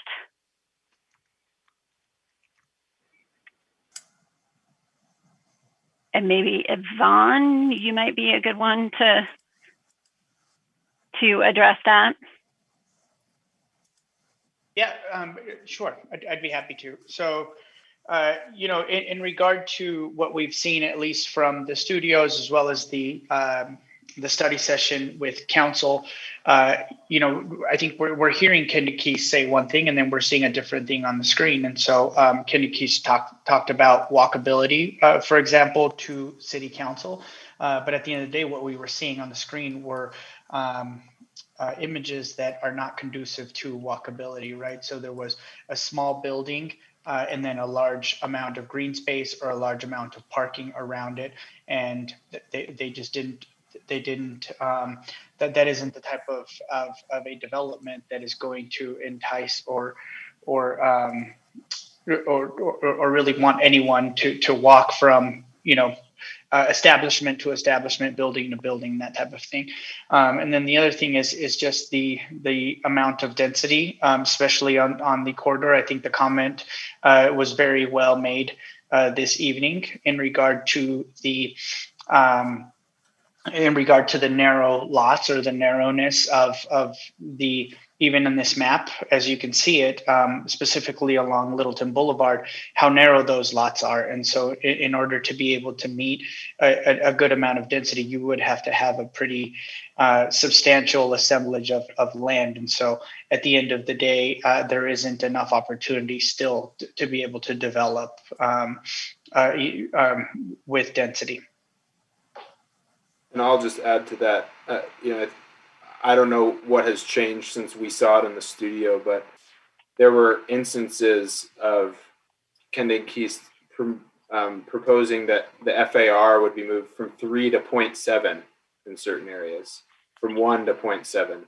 And there were different rationales given about that. Some that it was about preserving the character of certain zone districts, I think especially in the transitional area. But then they also made a comment during the studio, during the Q&A, when some people started to push back, that basically shifting the blame to parking ratios. So that's a great point that was brought up, which is that this all needs to be kind of thought of together, as opposed to just saying, oh, we could give somebody an 8 FAR, which would be unheard of in Littleton, but we could give them an 8 FAR, and then they still need to build a parking space per bedroom in a multifamily development. Well, then they're not going to build anything there because they have to build way too much parking. So it's about, I think, aligning all the different things that we say we want, and also being willing to make compromises and saying, not all of this is, to Pat's point earlier, when that property, I always forget the name of it, next to River Point, or maybe it is called River Point, got built, I'm sure there was some opposition, or maybe at that point people weren't quite as anti-development as they are now. But I think we need to understand that some of this is going to be a little bit uncomfortable because we're growing and growth is uncomfortable. But we need to also find a way to channel that growth in a way that is tolerable, even though it makes everybody stretch. And then really quick, because I've been talking a ton tonight, Jennifer, to your question about what kind of housing, this is where one of the things we wanted to bring up as a council is just to put this concept of the missing middle on everybody's radar. I think one of the reasons Littleton has become pretty anti-development increasingly over the time that I've lived here is because development is ugly. And development, in a lot of cases, development is ugly, development is out of scale. And there are types of density that are not ugly, that are not out of scale. You can build a 3 or 4 story apartment building that is pleasing to the eye and doesn't have all these onerous design requirements around it, but just has some kind of gentle encouragement in the zoning that makes it a pleasant sort of density, a gentle sort of density. So I think that missing middle is a key part of this conversation to kind of thread that needle between getting the density that we need, but also doing it in a way that the people in our community are happy about. Eric, while you're on, for everybody's benefit on this call, how would you define missing middle? Because that is one of our vocabulary terms that we had on this agenda of really defining missing middle. So do you want to provide that definition of missing middle? Thank you. Can you guys see that? Yeah. Yes. Okay. So this is Opticos, the design firm, I think in California, that came up with the term missing middle. Some of you have probably seen this graph, some of you haven't. But this is kind of the paradigm that they identified, which is in so much of America, we are used to everything on the far left end of this diagram or on the far right end. So you either have single family homes or you have mid-rise and high-rise apartment buildings. And so of course, when somebody has a single family home and a mid-rise apartment building is being proposed next to them, they're coming with the pitchforks to the council meeting to oppose it. But if you're providing opportunities for a fourplex, for a cottage court, for 4 townhomes, attached townhomes to be built next to each other, in certain contexts, in the right context, I'm not saying everywhere, that's the sort of stuff that enhances the neighborhood. It doesn't feel like it's being, an atom bomb of development is being dropped in it and ruining the character. So I think that's this concept of missing middle is what has historically always been allowed in our country and around the world, suddenly for the last 50 years is not allowed. And no wonder we have a housing crisis, because you can't build a fourplex next to my house. And therefore my kid's school teacher can't live next to me. And my grandma can't live in my backyard like she would have been able to 50 years ago when we could still build a duplex or an ADU. Eric, if I could just add to that, when you think of it from a socioeconomic status standpoint or from an earnings standpoint, there's a lot of attention given to 60% area median income earners and below, and from the affordable housing community. And then there's a lot of attention given to renters and buyers that are at the 120% area median income and above. And so really that 60 to 120, there isn't a ton of attention, a ton of investment that is being made to build housing for those folks. And a lot of it is zoning driven and so many other things. And so from that standpoint, I think missing middle can be defined as folks earning from 60% area median income to 120% area median income. Hi, this is BB. A couple years ago, I moved into Littleton Village, and when I look at this picture, this is very much what Littleton Village to me looks like. We're still hoping to get some business development. That's been the disappointment for all of us that have lived there. We're working on it, BB. I know. And not hard, I don't know, no offense, but not quite hard enough. The neighbors, we talk about it all the time. I do live in a detached single family house, kind of at the east side of the property. And it is very comfortable. There's a lot of dog walking. And so I know lots of people who live in the high rises, what I call the Amley high rises apartments. There's some, what appears to be some condos. There's townhomes. There's the stacked type of living. And the one challenge though that I see is that none of it is what I would consider affordable. And that to me was a little disappointing. I probably didn't pay enough attention. I was so obsessed with moving into a ranch style home. So that was my motivation, and that's why we chose what we chose. And I appreciate that that existed for us. But there's just some disappointment that we couldn't, the city at that point or the developer, whatever, whoever's to blame for this, I don't know, couldn't find a way to make it a little bit more affordable. And when I joined the housing task force and I learned that, there's still a little bit more housing that can be built, but you're right, there's this NIMBY kind of not in my backyard in that Century is unwilling to sell a piece of property that they own to South Metro Housing Options.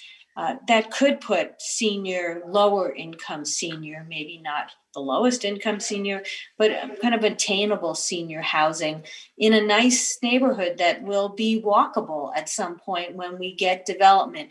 So that's just my 2 cents, besides my interest in the corridors and that I would love to see more housing. I realize that the properties are very skinny along Littleton Boulevard, but that I would love to see more attainable housing on the corridors on Littleton Boulevard. Obviously, my interest is Littleton Boulevard and Broadway because that's where doctor's care is. So my 2 cents. I also get this sense when I listen to what's being said is that we're really suffocating Littleton by not finding ways of expanding the options in some way, like taking a kind of more aggressive view, because it does feel suffocating when young people can't come in. And I want to see young people because young people bring children. They spend more money than old people, honestly. And that's a good thing. I want to see a lot more young people being able to move in. And there just isn't a lot of choices for them. All great points, BB. Thank you. Jason, you had your hand up, and then Pat. Right, I will lower the hand. So looks like my mic's active. Really appreciate showing the missing middle housing, and I think this could be something that would be a great component on some of the corridors. I think of Littleton Boulevard, and the illustration of the townhouse to multiplex medium to triplex stacked, that type of massing can be found in the office buildings along Littleton Boulevard. Like the Doctor's Care building, which is a 2-story office building, resembles some of the massing that's in this illustration. And just, appreciate the overall big picture on the need for, more affordable housing by, some studies, according to the Colorado Housing Affordability Project, unaffordable housing slows employment growth by 1% to 2% a year. So, to look at the economic side, it's not just about affordability, it's about the overall economy and the growth of employment.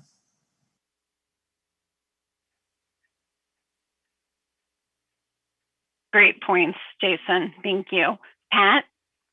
Just a few things to key off of some things Mark has said and your question, Jennifer, about where to put the housing.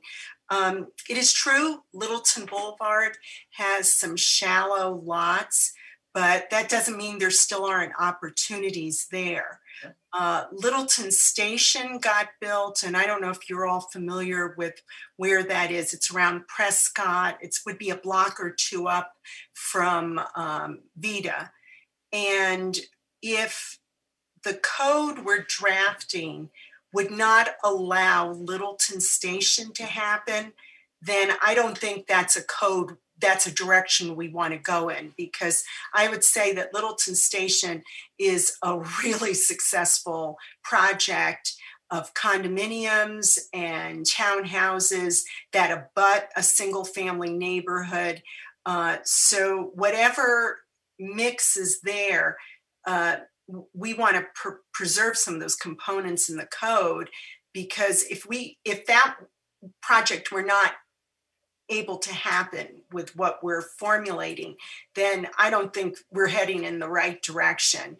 And further, regarding your question, Jennifer, about where, I think we should be looking first and foremost at transit stations. I mean, we know the light rail, there are the 2 light rail stations, and those trains have left the station, at least for the land use around them for the most part. But that we know that along Littleton Boulevard, we've had the 66 bus. It used to be a far more robust route.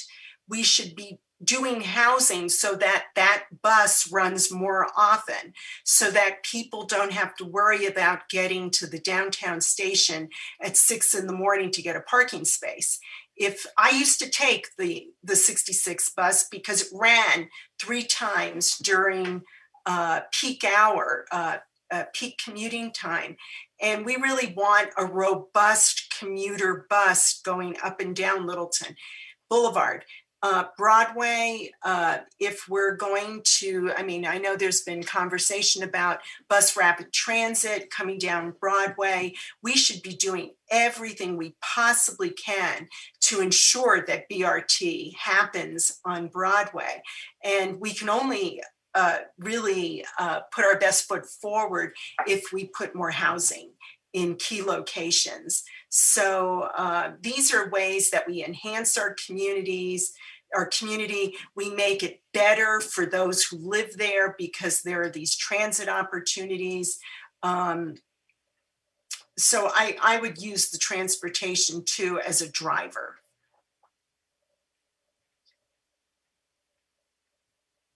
I'm taking notes here. Sorry, multitasking. All right, Kyle, I think you're next, and then Mark.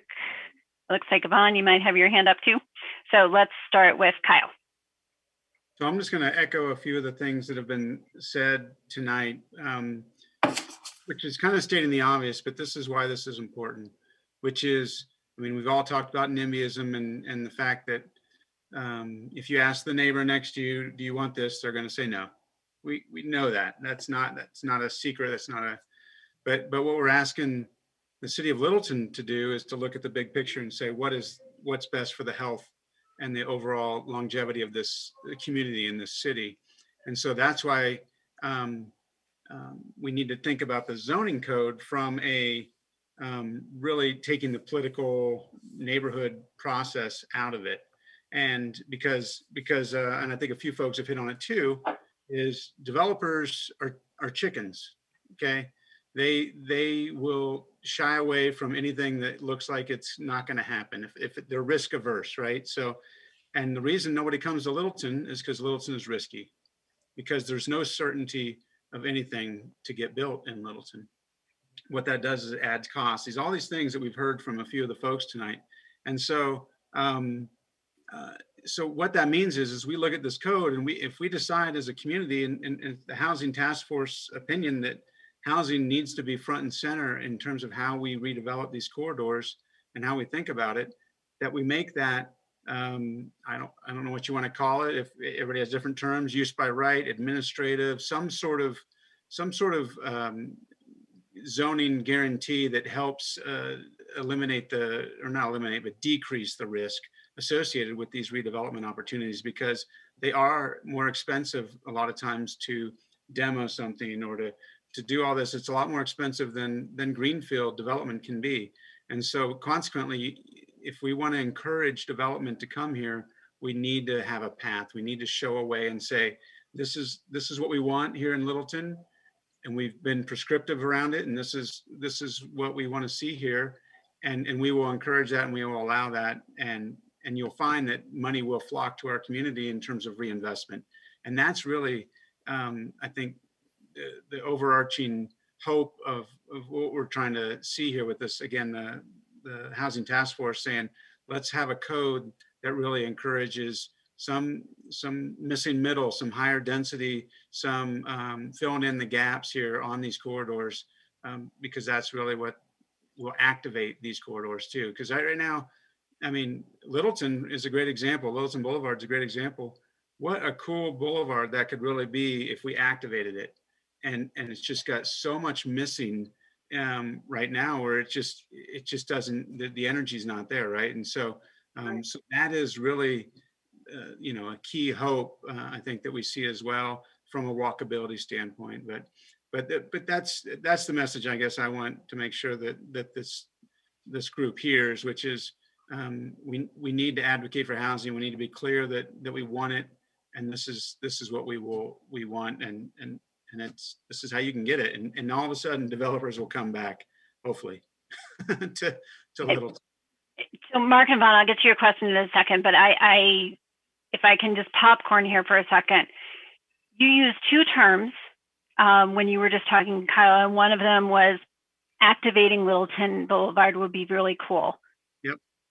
What do you mean by activated? What does that look like? And when we also say making Littleton Boulevard walkable, what does that mean to both of these groups? Because I think us having a common vision of what that means from a land use standpoint, because those are the sort of things that I need to put into the code, right?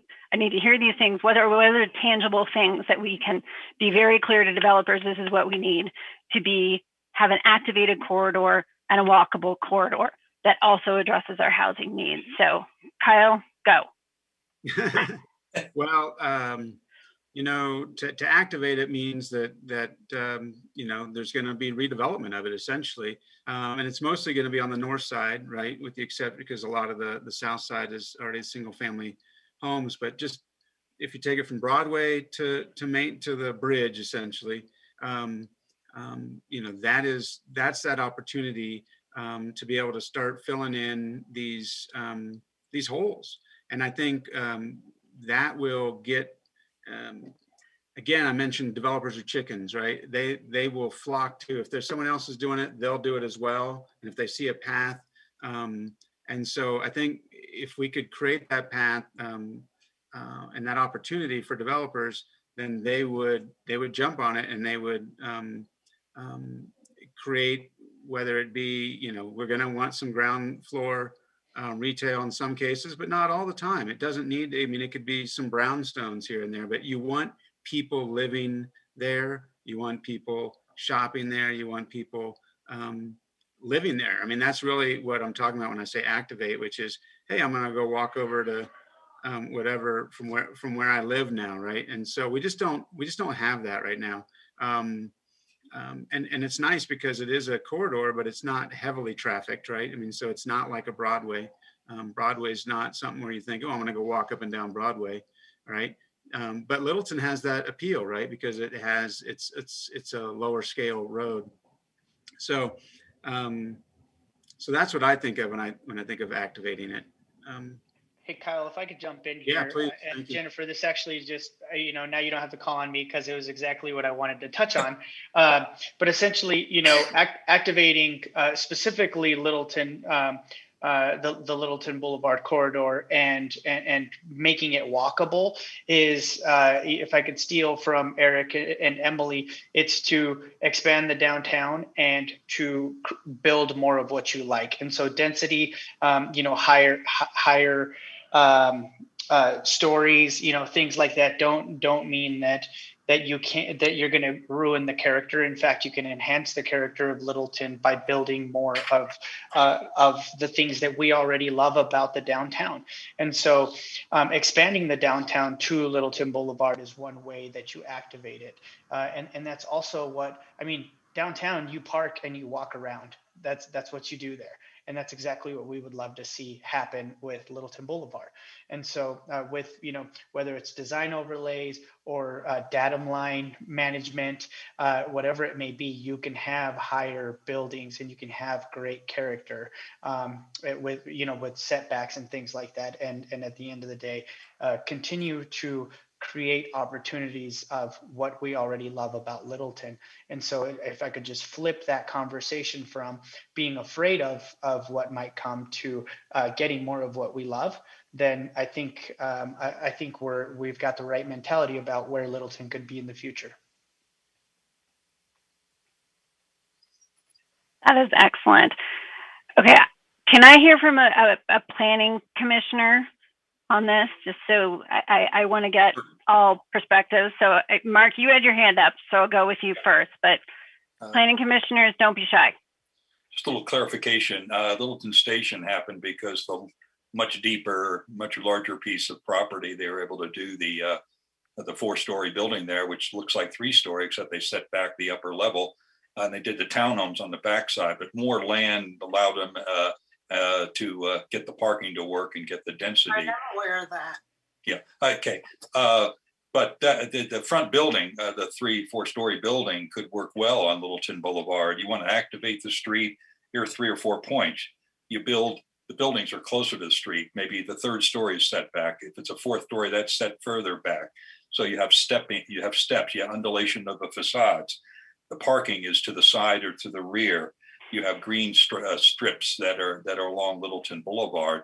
You're pushing the buildings to the street to create more intimacy, which is the chief reason why downtown works so well. Is especially the middle part of Main Street downtown, is the buildings are tight to the street, creates that intimacy. People love it.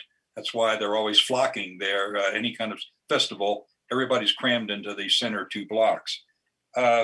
You build buildings that are high quality but also complement the 50s style buildings, historic buildings that your husband is all in favor of for good reason. I'm glad you mentioned it and you didn't make me have to do it. Thank you. So much. But you could do modern versions of 50s style that you're not a slave to the 50s style, but you complement the existing buildings there. It could be a wonderful medley of building types and get more density. Is it going to be a 5-6 story corridor? No, it's not going to be. But you could, it has very little housing on the north side now other than single family. You can increase it dramatically, but keep it in scale of the corridor. That activates that street. I think I'd pile onto what Mark said, that I'm just looking at a map now between Windermere and Hickory on the north side. There's just a lot of parking spaces or parking lots that are right on Littleton Boulevard. So there's a lot of curb cuts, which reduces walkability. The street sort of character. Mr. Coronado is not here tonight, but I'll put on his hat. It would be great to see a little bit more tree lawn that's lacking on the north side of Littleton Boulevard now. And as Mark said, sort of the trick is going to be maintaining some of those historic buildings that are set back. But if there's future development, being able to bring those buildings forward, maybe to create that intimate edge and that street edge that makes it feel a little bit safer for a pedestrian when you're contained, rather than a building being pulled away. You sort of, it's just spatially is a little less comfortable. It's interesting when you look at between the tracks in Windermere, that street character is wonderful with the street trees, detached sidewalks, buildings out to the street, minimal curb cuts. So that seems like a good feel. Pat?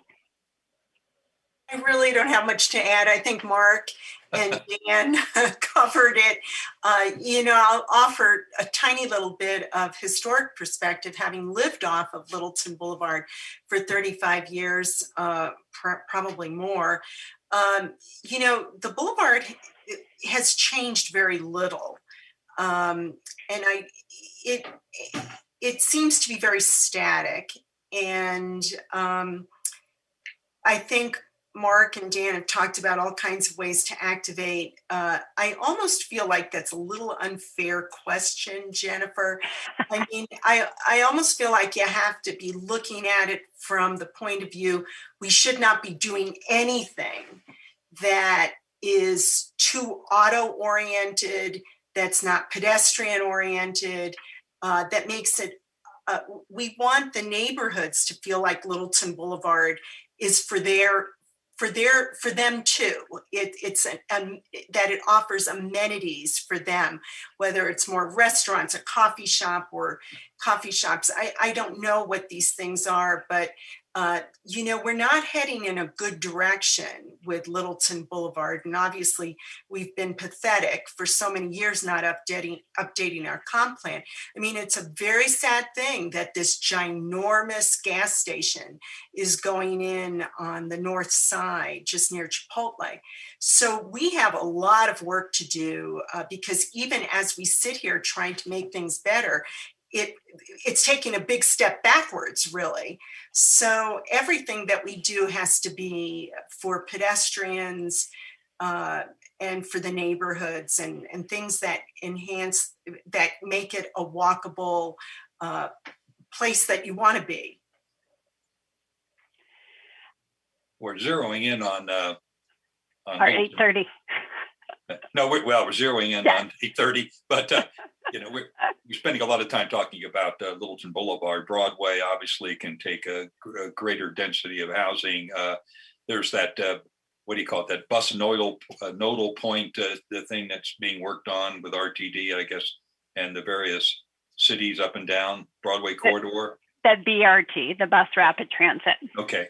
I mean, there's again bigger pieces of land available for mixed use, currently allowed by existing zoning, and you can tweak the zoning to maybe allow more, or a little more creative, a little more setbacks, or upper level steps, that type of thing, to mitigate the heights. But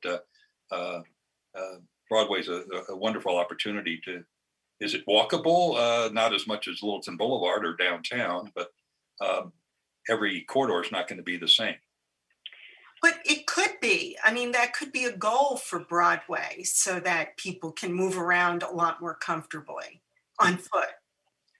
You got of course, a busier street. You got unless all the auto dealerships take a hike, and then you have plenty of land to do something a lot more creative.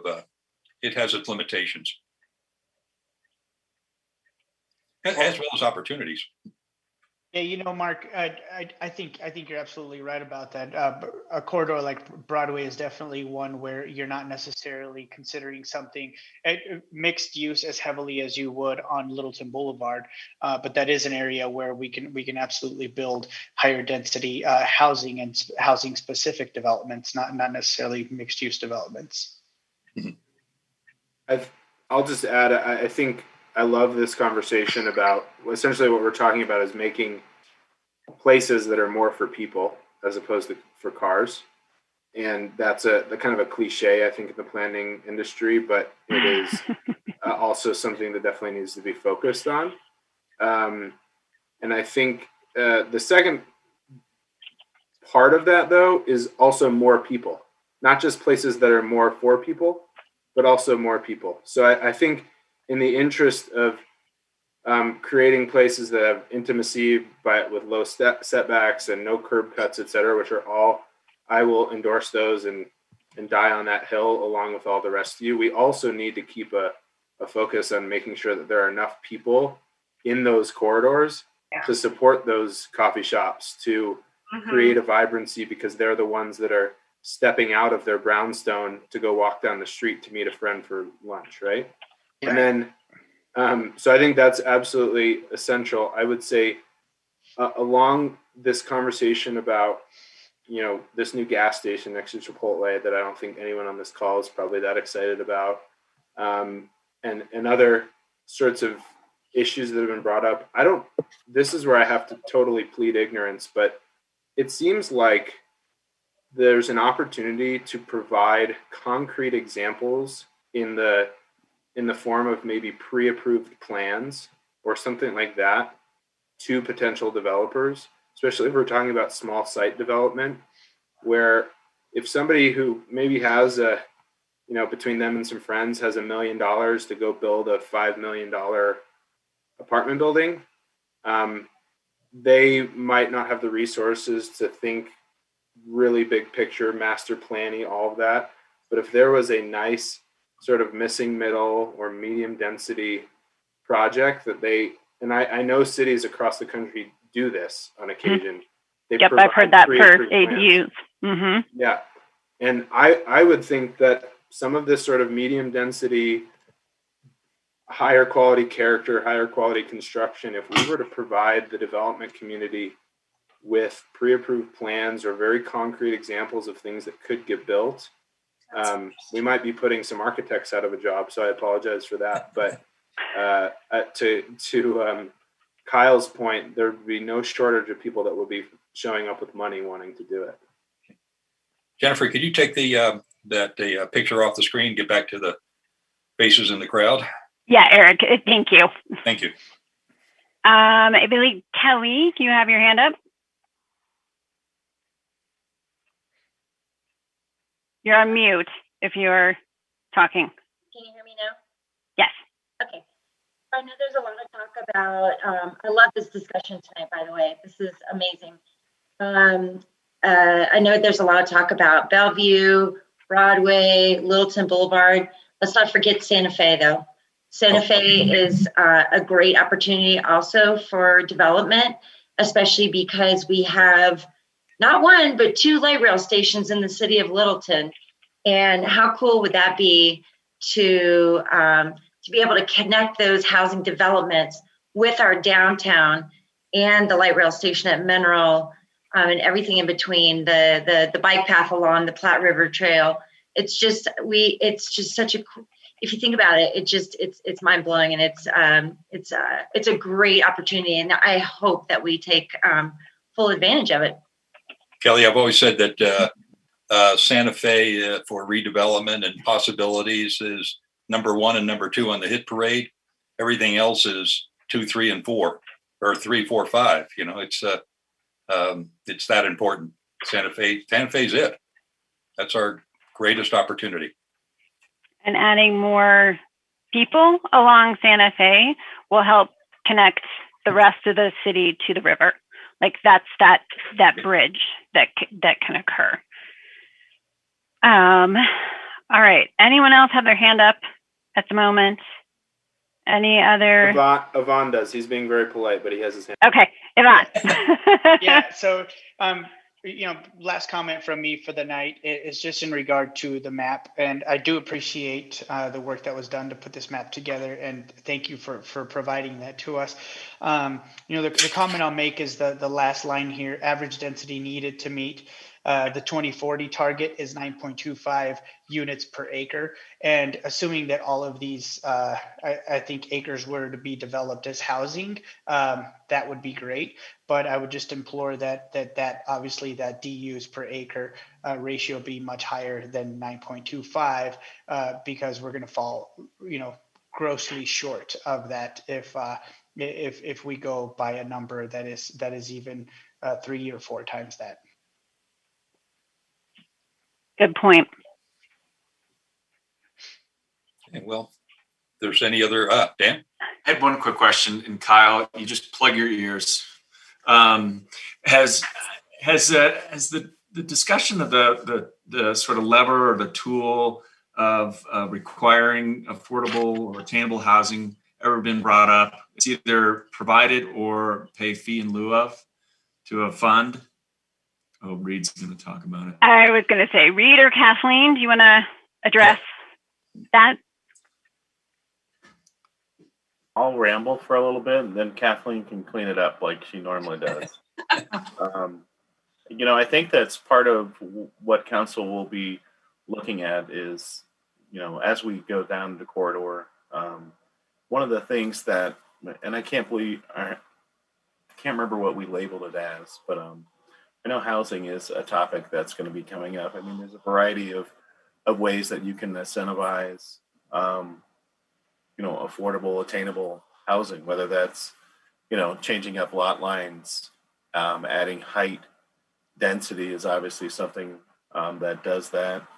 The fee waivers. You could waive building use tax. Sorry, muffle your ears, Jennifer. But certain waivers that a city can provide to builders to try to achieve those types of things. So there's a few ways that the city can be kind of a direct partner in terms of incentivizing it. Kathleen, clean up all the misinformation I gave and give everyone a timeline as to when that's going to be a broader discussion. Yeah, so not too much cleanup to do, but there are a number of tools, and Corey and the Housing Task Force have been doing some research about just some options that are out there. I would say municipalities are limited right now without some state action. So we're eagerly anticipating what may come out of the legislature in this session relative to affordable housing. The other piece, of course, is that there are some tools that we can look at with the Unified Land Use Code. So we're utilizing the national expertise that we have through Candid Keys Collaborative to see where there are some components that we can address through that. Council is slated with a goal that is labeled housing and livability. And that discussion is coming up for them, I believe, in the beginning of March. And so that discussion, they'll provide some direction on where the consensus is building among those 7 members of council. So we're looking forward to having that discussion as well, and working with the Housing Task Force. At this point, I think council is very open to what some of the recommendations would be. I do think that we're approaching this much like so many pieces of council's goal setting. These are big, audacious goals, and we know that we're going to take steps towards achieving them. We can't do everything all at once, and there are going to be steps along the way. So if there are things we can tackle in the Unified Land Use Code, I think there is some mounting support for that. I think if we look at affordable housing ordinances, there aren't many examples in Colorado. That may change. What would the horizon look like for that? I do think housing is going to continue to be a major priority for council, between now and wherever we are with updating the next comprehensive plan, which our 5-year commitment to being back out in the community would mean we'd have a new comprehensive plan in place roughly in 2025. So I do see housing having some major priorities in terms of both that policy direction, but those action steps in that time frame as well. So yeah, I'd say a lot of times what you'll see is legislatively, this is something that council can do. They could say, if you have more than 10 units, whatever the percentage of them are going to be tied to the AMI to a certain extent, 80% of the AMI, 60% of the AMI. But that's not going to get you any development unless you're finding ways to incentivize it for a developer to come in, to make it pencil out, to make it work for them.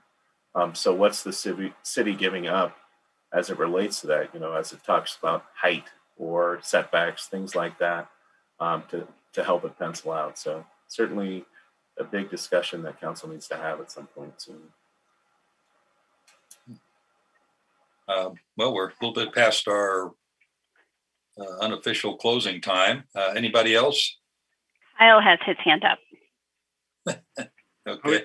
I was just going to respond real quick to Dan that even though I am a market rate developer, I also chair the housing authority. So I have a passion for affordable housing, but what I don't think is appropriate is to penalize the market rate developer to try to figure out how to make affordable housing work. I think what you do is you make everything less expensive to actually develop, and I think that's how you solve it, because all you're doing is passing that cost on to everybody else. So I think there's different ways. I think Reed hit on a lot of the good ones that would be ones that we would look at that make sense in Littleton, honestly, around that. But no, I think we definitely have a shortage of affordable housing as well, as we all know. So we need to figure that out. But I think going back to what I said earlier, the easier and more predictable we can make any development, the better off we'll be. So. Okay. Well, Mark, so I think to wrap it up, if you would mind giving some final thoughts, and then Corey, if you wouldn't mind giving some final thoughts, and then I'll wrap up with a little summary and next steps. Okay. Well, thank you for everyone for showing up virtually. Very stimulating conversation. You really got my mind rolling. I could talk for another 5 hours, but David would have my head on a platter.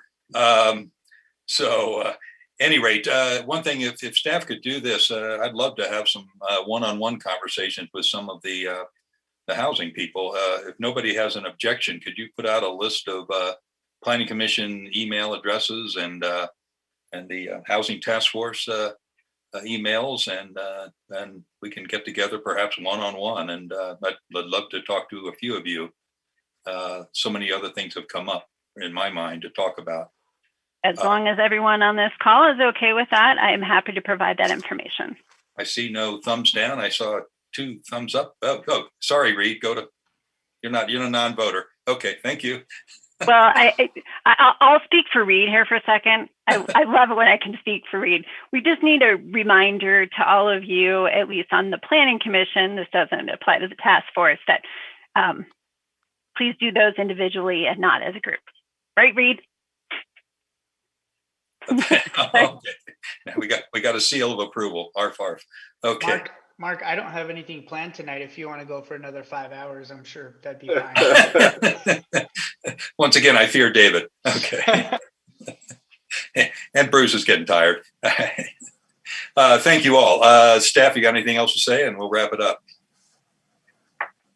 Actually, I'd like to give Corey a moment for any final thoughts.